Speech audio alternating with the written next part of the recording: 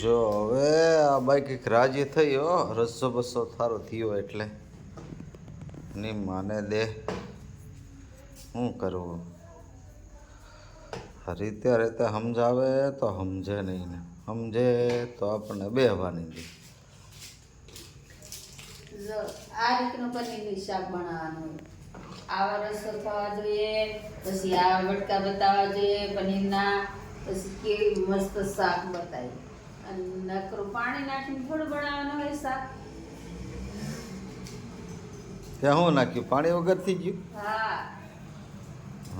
તો નકરું તેલ જ નાખ્યું હોય ને તો આપણને જ ખોટ ને. એક બાજુ પનીરનું બટકું ખાવા જાય ને તો આંગળી કેળી થઈ જાય.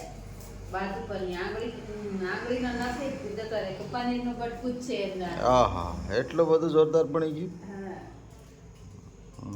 તેલનો રસ્સો બનાવી દીધો એવું લાગે મને તો. હવે તેલ તો નાખવું જ નહીં, તેલ તો બહુ ભાવતું જ નહીં.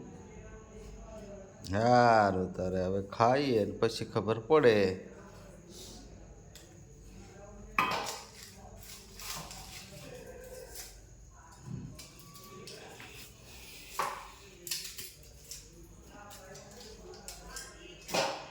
સારું લાગે તો ખાવાનું, નહીં સારું લાગે તો પછી મોડી દાવ તું એટલું બનાવી દેવાનું. યસ ને. હા જો ભાઈ, હા બેરાનું કામ.